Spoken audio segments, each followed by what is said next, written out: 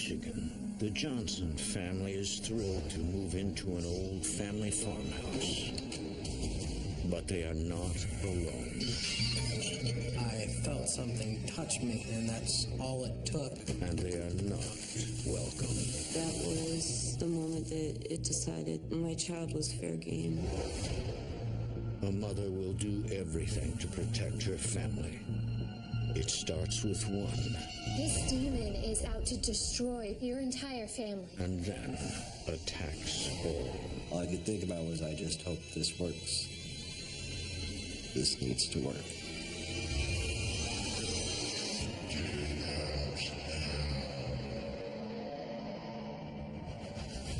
In America, there is real evil. It lurks in the darkest shadows in our most ordinary towns.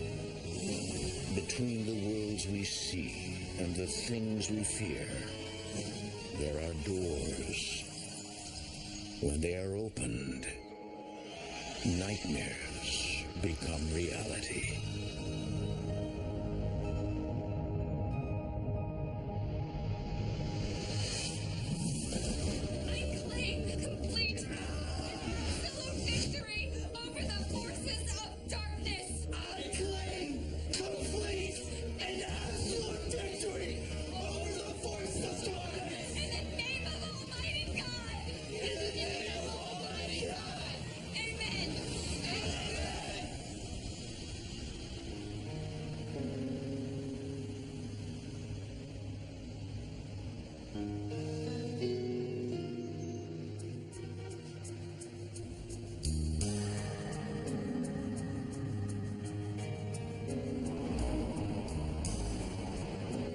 Betty Johnson and her two sons, Bryn and Dylan, are finally getting their wish. They are moving into a larger rural home located in the outskirts of Detroit, Michigan. For the past 20 years, Betty has been happily married to her husband, Bruce. And as a proud mother of two, she is determined to provide a better life for her family. The house belonged to my mother-in-law, and she got married and moved, so the house was sitting vacant. Oh, this is it.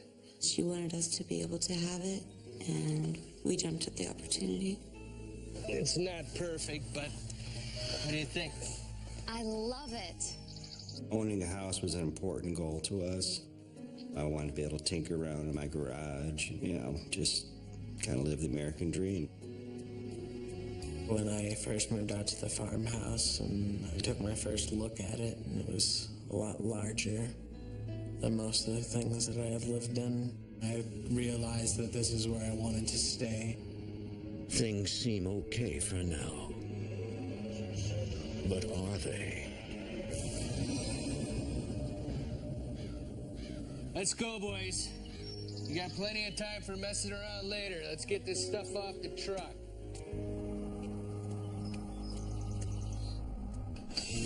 The first time that I walked in, it felt like home. And it was great. It was kind of quirky. It had its own kind of feel and charm to it. There were a lot of things that needed to be done cosmetically. Betty's first order of business is to organize the basement. But as she approaches the door, she gets an uneasy feeling.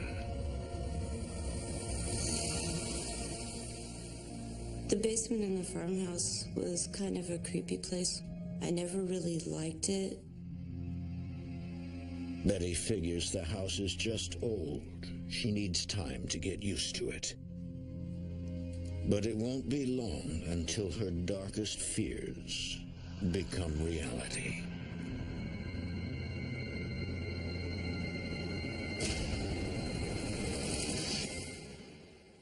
The next week, Betty continues to unpack.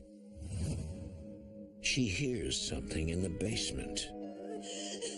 something strange. I heard some sobbing. Hello? Someone there? I was confused because the children weren't home at the time. Are you hurt? It sounded as though she was in agony physically, that something was being done to her.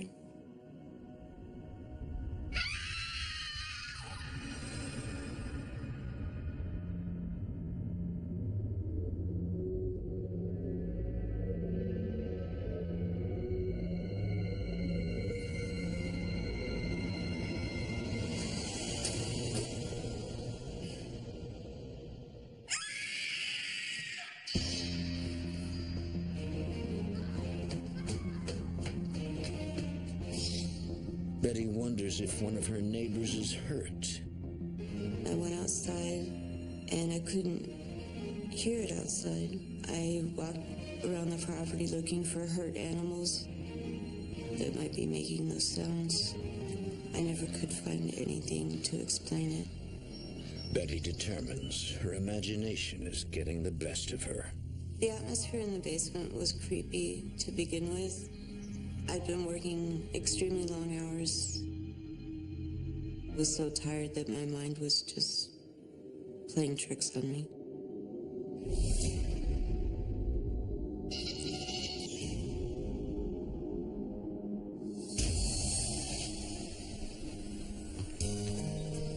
Over the next several months, Betty and her family finally settle in. Bruce continues to work long hours as an appliance repairman, while Betty juggles taking care of the kids and working at the mall. The boys were really enjoying their new home. Bryn was making a lot of friends in school and having a lot of fun, and Dylan really enjoyed playing with his brother outside in the yard. The Johnsons work hard at making the house their own. But still, something isn't right.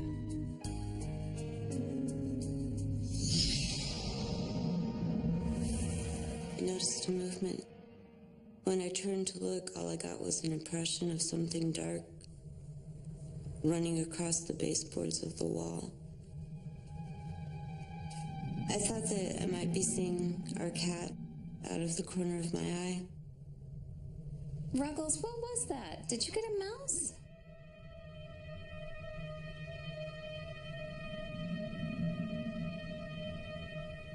But then, Betty sees the cat on the couch.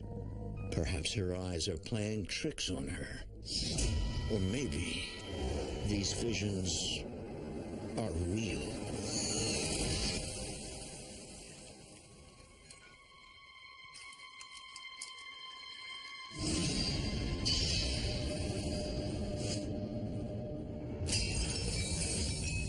I saw a face staring back at me from the window. I knew that it wasn't a real person standing outside because the window was too high off the ground. I came to the conclusion that we might have a ghost in the house. Given how old the house is, it's not surprising that there would be a ghost or two hanging around. I've never been afraid of ghosts, so the idea made me more curious than frightened. But soon enough, her curiosity will turn to pure terror.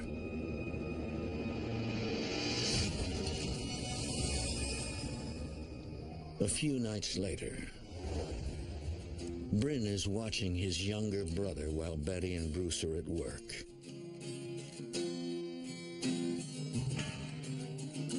What was that?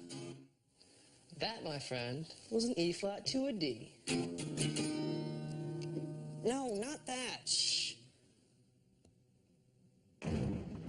We heard a bang in our garage, and things fall in our garage a lot. It was a very cluttered, crazy place.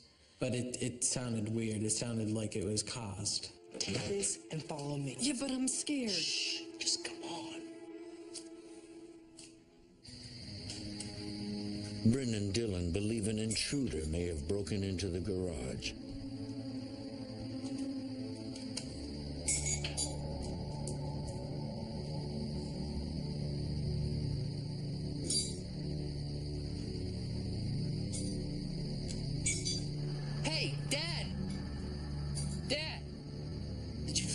something? Terrified, Bryn realizes this man is not his father. All my hair stood up when I looked at him, and it just got so much colder. Suddenly, the man disappears. One moment he was there, and then he just wasn't there. It was like he just turned into air.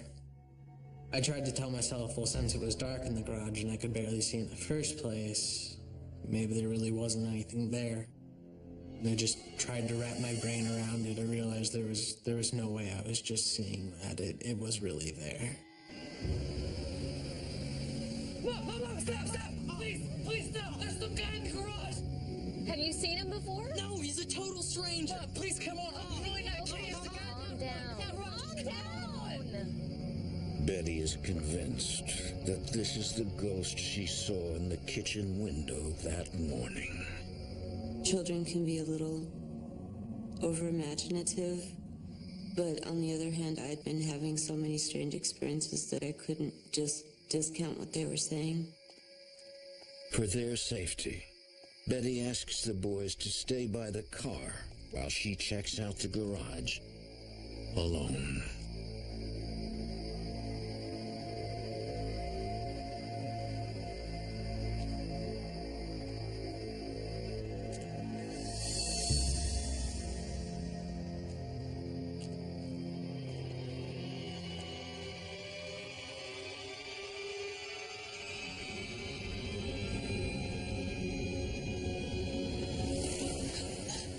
Mom, I'm telling you, we heard him.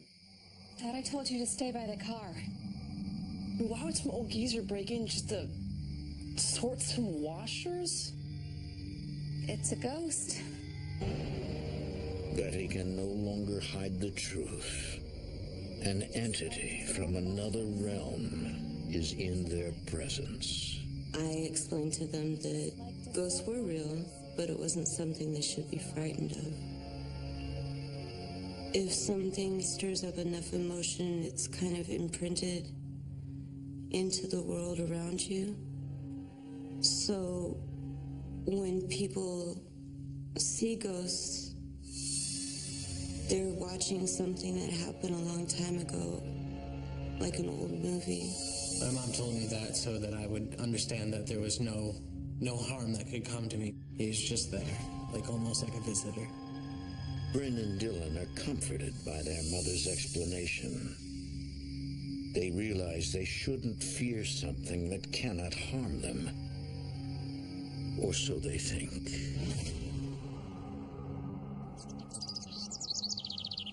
The next day, while the boys are exploring the property, Bryn notices something unusual. There's older house in the back of our house that we use as a storage shed. And it's always been padlocked. Strange. Grandpa would never leave this unlocked. It was weird because the door was unlocked and it's never unlocked because my grandpa was the only one who really had the key. Come on.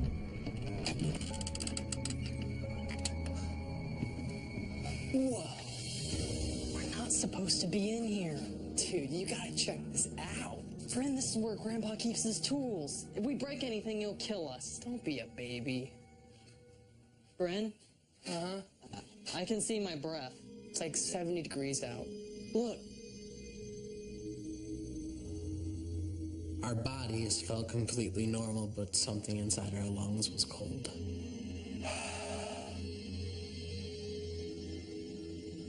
So the first thing I thought was that there's definitely a spirit in here.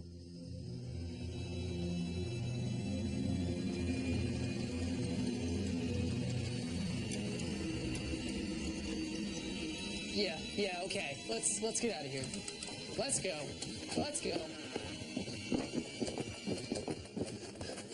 Well, maybe it was the ghost. I felt like something was outside with me, like it was taunting me. And I remembered what my mom told me. It's a ghost. Ghost can't do anything. What is it, huh? What do you want from us? You know what, I'm scared of you? I just kind of felt more empowered than the ghost was. That's why I engaged it. Why don't you just leave?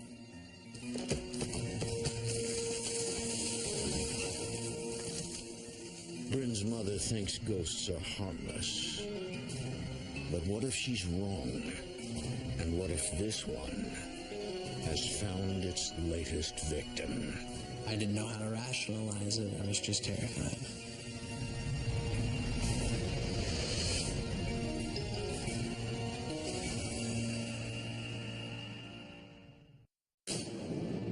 Why don't you just leave? After provoking the paranormal presence, Bryn realizes the entity is much stronger than he ever expected. And when I spun around, I felt an energy run behind me, and it got really, really cold. Bryn, what were you doing in Grandpa's shed? Mom, listen, there's something there, and I'm pretty sure this thing's angry at me. Look, it just dropped this giant branch right on me, and I swear this thing just nearly killed me.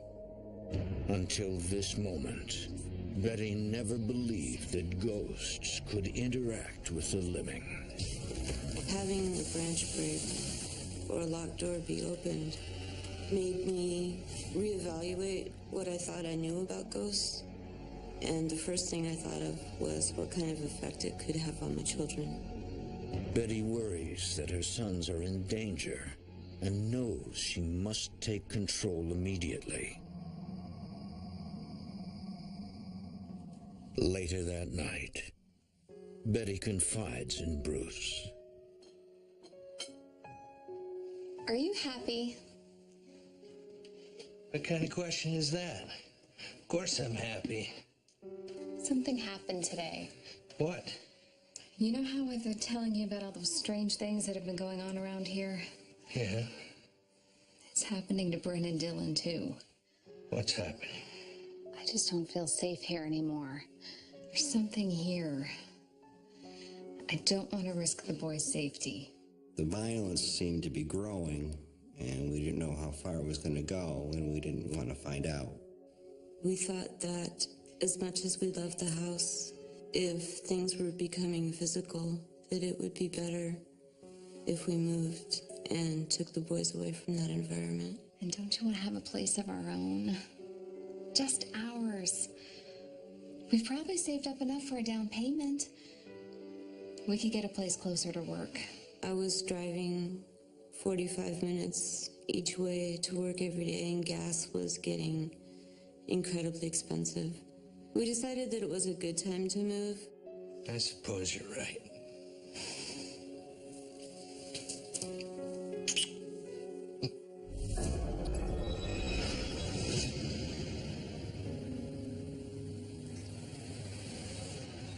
Soon after, Betty and her family moved to a newer home in the nearby suburb of Novi, Michigan.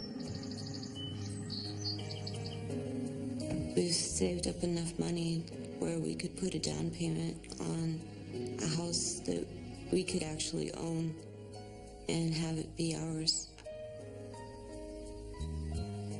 Not gonna need this anymore. It was very different. Everything was new, everything was fresh, nice and clean. We really liked it. We were excited. It was a clean home, a clean slate. Everything seemed possible. But little do they know, their dreams will soon be shattered.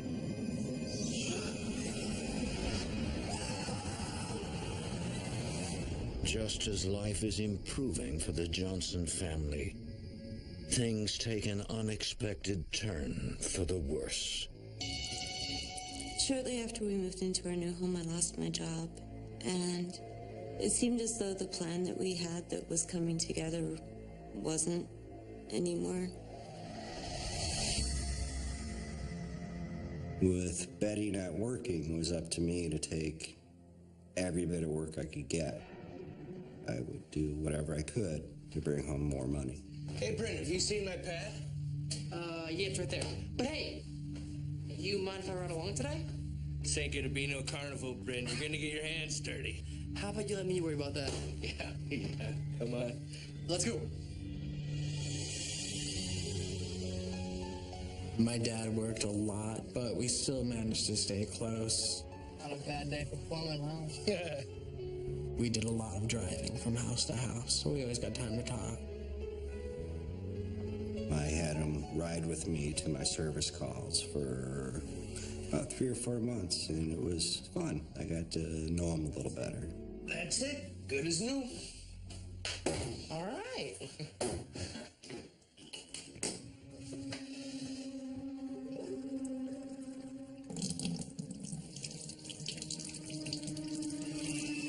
Bryn appears to be the primary target of something supernatural. Bryn? Bryn? It's just water. No, that is blood. Bryn, there is no blood. Just water. See? See?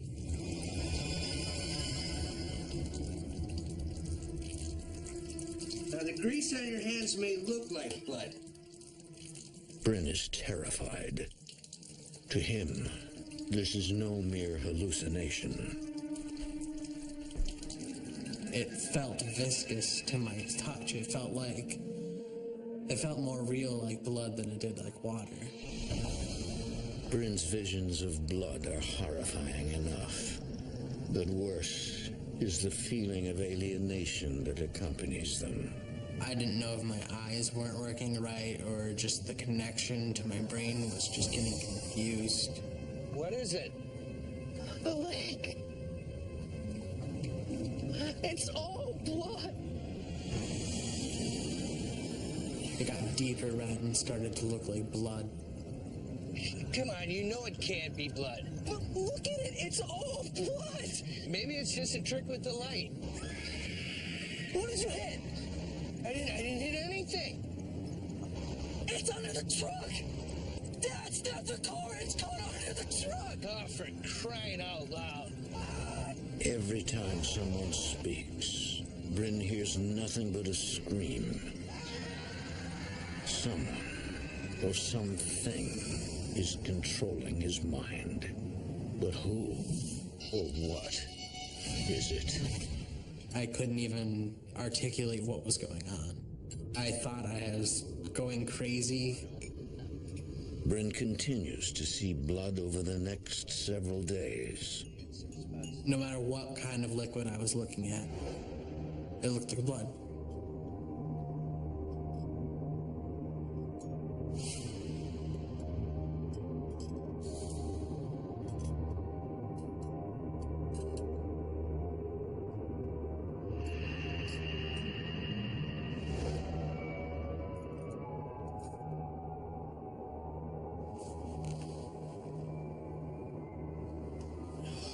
Bryn's increasingly strange behavior is starting to worry his mother. What's going on? On the ride home, he he freaked out. What? Says he saw blood in the lake and earlier when he was washing his hands. Wherever there's water, it's like he sees blood. My first reaction was the fear that maybe Bryn was doing drugs. He wasn't. My second fear was that something was wrong with him physically. To ease her fears, Betty takes Bryn to see a doctor.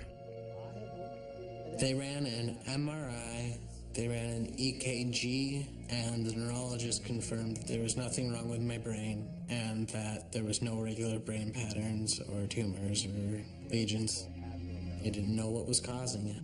Besides some obvious stress that I think Bryn's under, he's perfectly fine. I knew there was something wrong somewhere. Either I was crazy or there really was blood. And those were the only two options. I was trying to see it as a sort of message like things are going to start getting bad soon.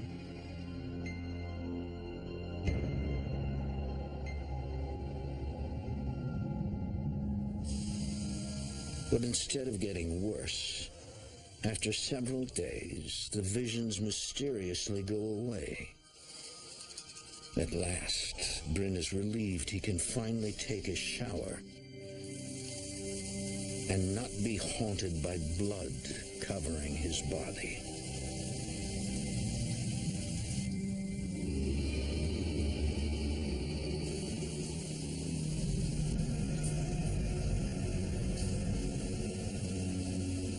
And then I felt the curtain move.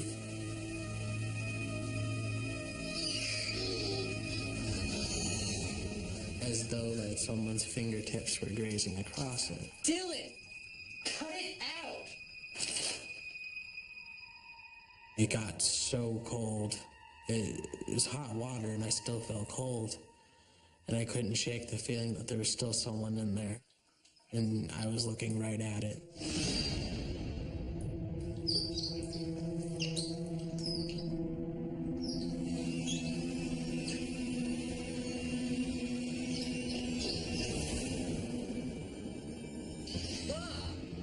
Yes, hello. I'm calling about your ad for the retail manager. Is the position still open? Mom, she's so quick. Yes, the one in today's paper. Mom, die now.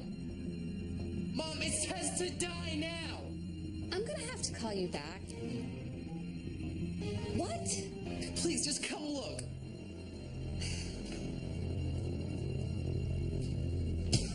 Bryn believes someone is trying to send him a message. It said, Juan, Iad. Like someone on the other side of the mirror wrote it forwards. Someone must have written it there before we moved in. Then why would I have not seen this before?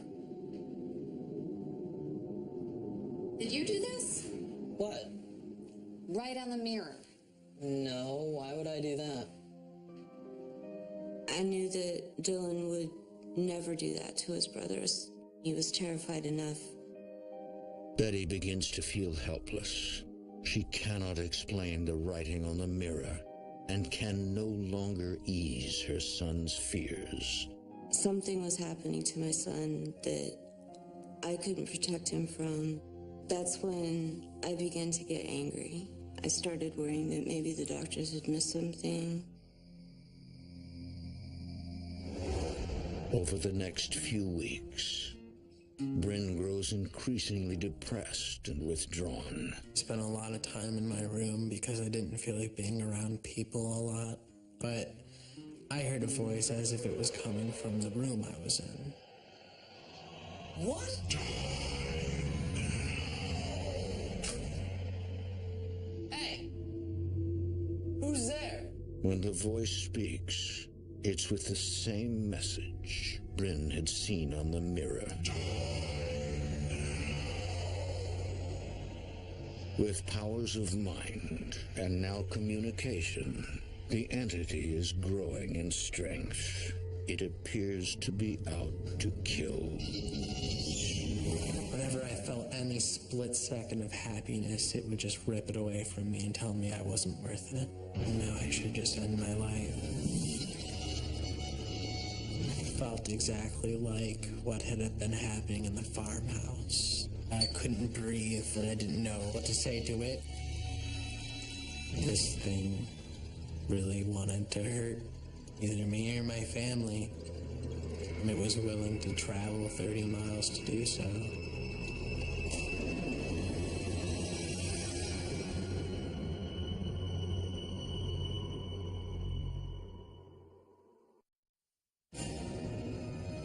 After coming face to face with the dark figure, Bryn realizes that he is not simply hallucinating.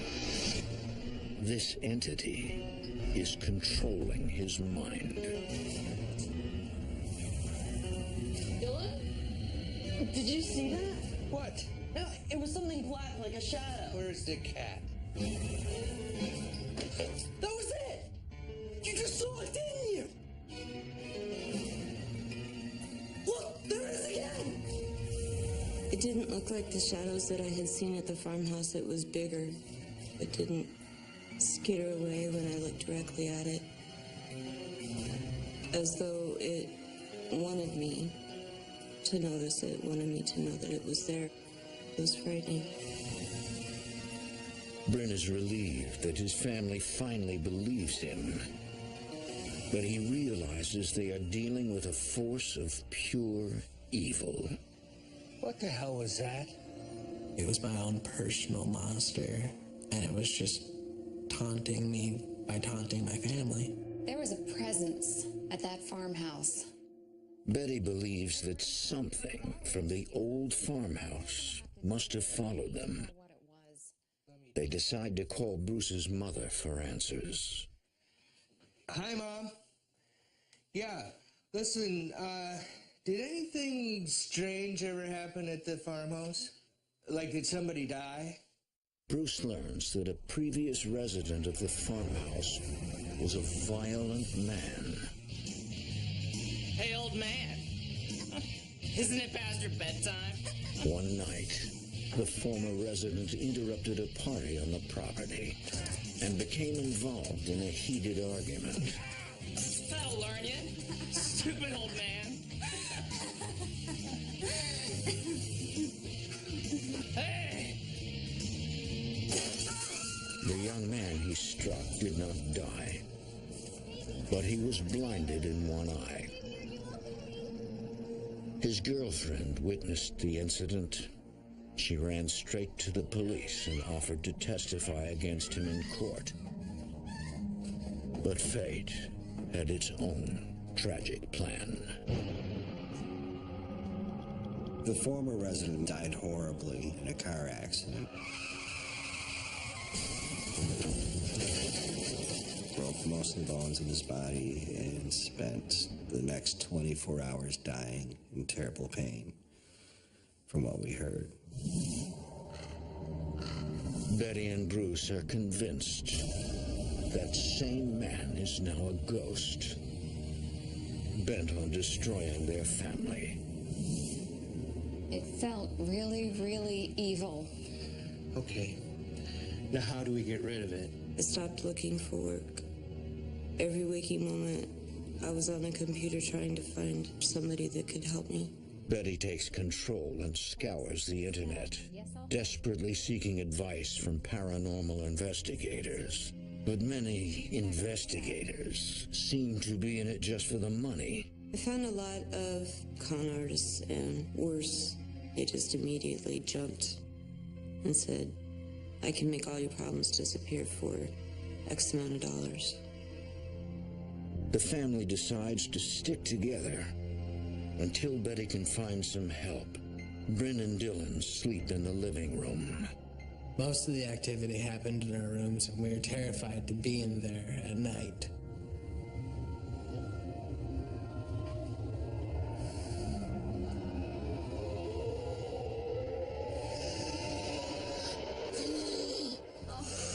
I'm sorry, honey.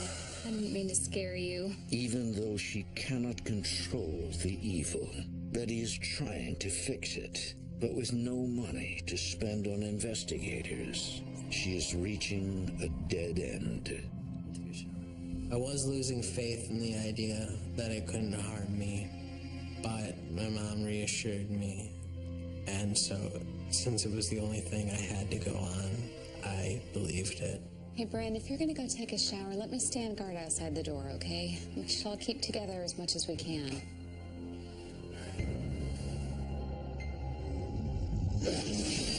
I felt something touch me, so I paused for just a second, and that's all it took.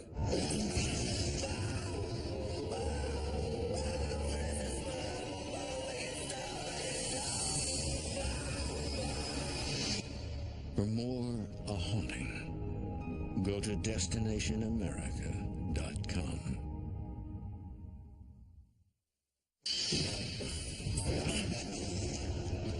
An evil entity has invaded the Johnson home.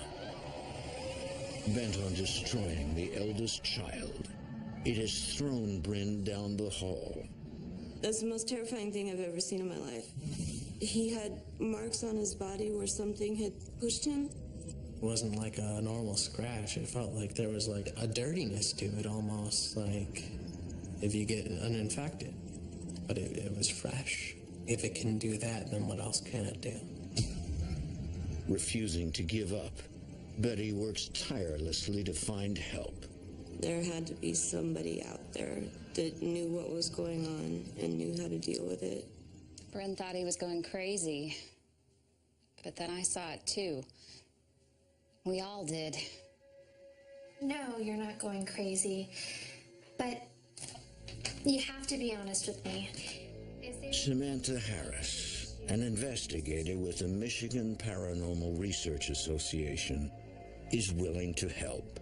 She just sounded so confident, but at the same time I was thinking, yeah, well, you haven't heard what problems are going on in my house yet.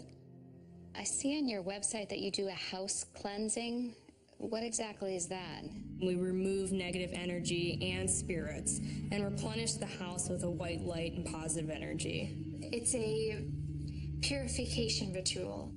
I'm an ordained minister, and I'll lead you in a prayer. I'm not a very religious person. Do you believe in a higher power? Yes.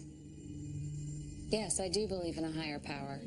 I believe that performing a house blessing is kind of an obligation. Samantha seems genuinely caring and concerned. Betty's relieved that help is on the way. It sounded like it was a very severe case, and I wanted to respond to it as soon as possible.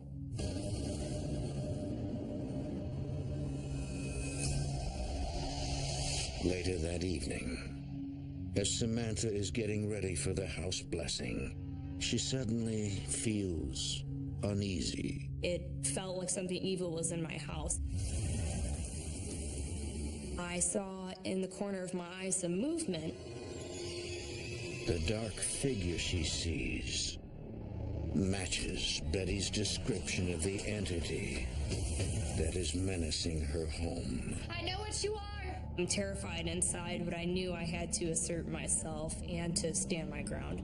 We're gonna help that family, you hear me? You can't scare us off! In all the years that I had worked on demonic cases, I had never seen one physically appear for us. And it worried me.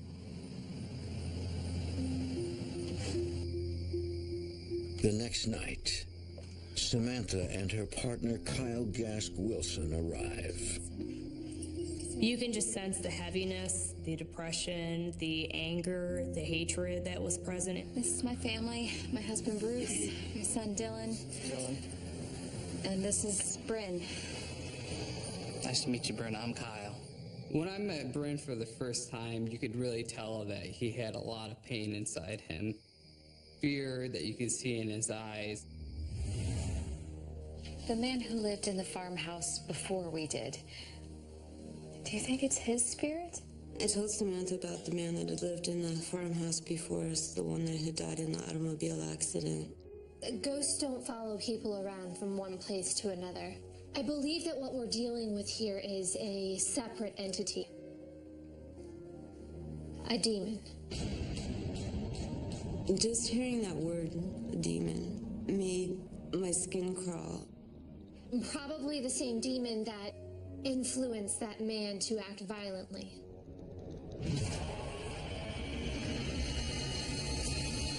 I think it was very probable that the demonic entity attached itself to the previous homeowner of the farmhouse and then influenced his behavior. After the man died, the demon began searching for another, someone young and vulnerable. You, being under stress, were easy prey. I believe when a person challenges an entity, that they become vulnerable. You know what? I'm scared of you. Why don't you just leave? And I think that challenge provoked it. That was the moment that it decided that my child was fair game.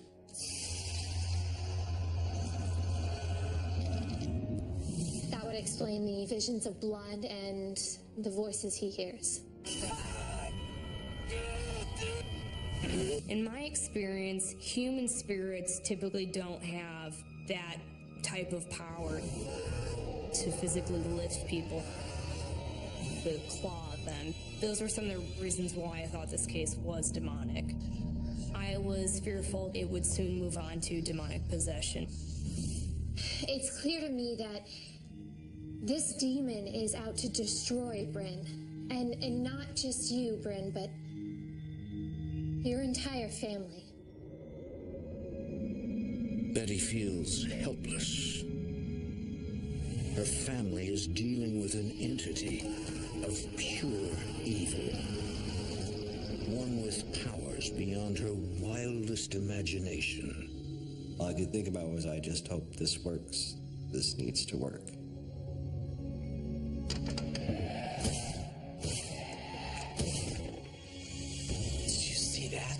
I think it was the demon trying to tell everyone in the room that no matter what we did, it wasn't going to leave. It's here. We thought we knew what we had been dealing with. We didn't.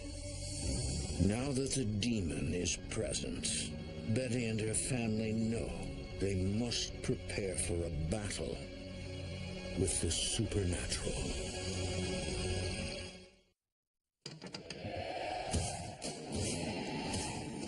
Having received a sign that the demon is present, Samantha prepares her assault on the entity. The power of their will, strong as it might be, would never be strong enough to defeat a demon. They must also use sacred oils, salts, and incense, materials known to drive out evil spirits. Olive oil is believed to be a symbol of peace, and it's believed to drive out negative energy as well. Smudging is a traditional purification rite that uses smoke to drive out evil. I like to use the Native American smudging method in combination with a Christian Catholic ritual, and we also use some South American rituals as well. White sage creates an atmosphere that's not hospitable for a demonic entity. Using a ceremonial feather, a gift from a Native American shaman, Samantha begins. As I walked into Bryn's room, I could really feel this heaviness. Kyle anoints the lintels with olive oil. Above each door and window, he makes a sign of the cross. As I was in Bryn's room, anointing above the window, a voice came to my right ear. It shot shivers throughout my whole entire arm. I could feel the hair in the back of my neck just go straight up. As I turned around to anoint the other wall, I felt something grab my right arm.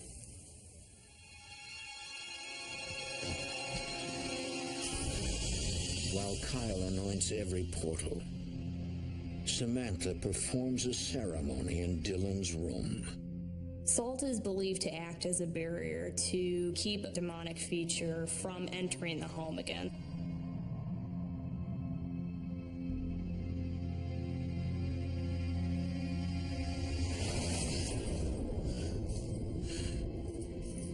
It spoke to me. What happened? In my right ear. It said, "Get out now, plain as day." Where were you? Bryn's room. This thing is really powerful. I don't know whether we should be here. This definitely stirred some fear inside of me, but we promised ourselves that we'll never stop doing a house blessing no matter what happens. I made a vow to protect this family.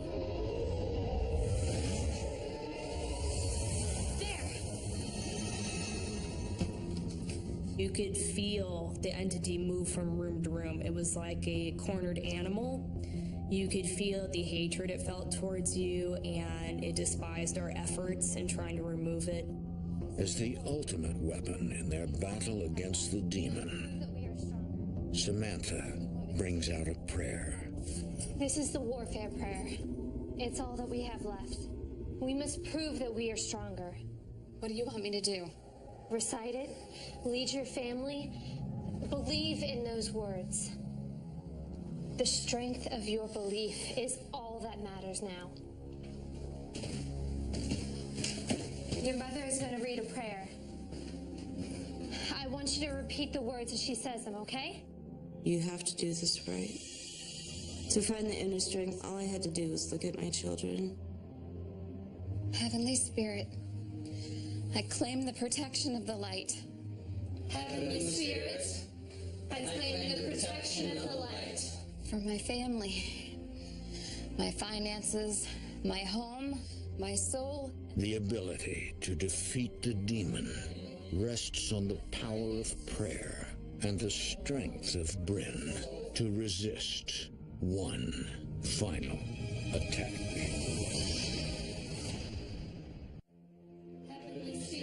For the Johnson family, gaining control of their lives has come down to one final prayer. My soul and my body. Halfway through the prayer, I noticed that Bryn started to act a little strange. My home, my soul, and my body. I take a stand against all the workings of darkness. I felt really sick every time I uttered a word. It felt like I was going to vomit. I take a stand against all the workings of the darkness. I could feel it struggling inside of me, almost like an animal in my chest. It was trying to take something with it, and if it succeeded, I wasn't going to be the same anymore. I resist the spirit of fear. I resist the spirit of fear. Bryn, it's gonna be okay. I've never seen this before in my life. I started to question, are we going to be able to help this family? Bryn, it's gonna be okay. Bryn, I'm here. Go on. I can't. Go on. I can't. Okay. Finish. Ultimately, a demon wants to destroy life, wants to destroy hope. That's what this demon was trying to do, was trying to destroy my family. No! You can't get in! You have no power here! Nothing will hurt me! Nothing will hurt me! I'm going to stand up to it like I did that one day, because wanting to terrorize me is one thing, but wanting to destroy me, that's unacceptable. I claim complete, absolute victory over the forces of darkness! I claim complete and absolute victory over the forces of darkness. In the name of Almighty God! In the name of Almighty God. Amen! Like that. It was just gone. I felt like I could breathe normally for once. There wasn't something holding me down. It felt like there was this light that came into the home. It's actually such a beautiful moment. It was very touching to have helped Betty's family. Can I give you a hug? The gratitude felt by Betty and her family runs so deep they cannot possibly express it. At last, they are safe. You've been through hell and back with the family, and so when you change their lives, it's a fantastic feeling. If we hadn't have found Samantha and her team, I would have lost my family. I don't think that even the strongest family could survive something like that for too long. We were always a family, we were always there for each other, and the love that we have for each other got us through.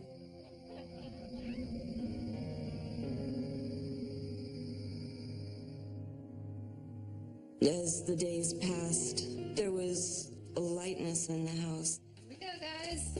We felt more energetic, younger, happier. Our house felt nicer and felt like I could take deep breaths and feel comfortable. I stopped hearing those evil voices. I stopped feeling sick. I feel like we are finally back to just being a family.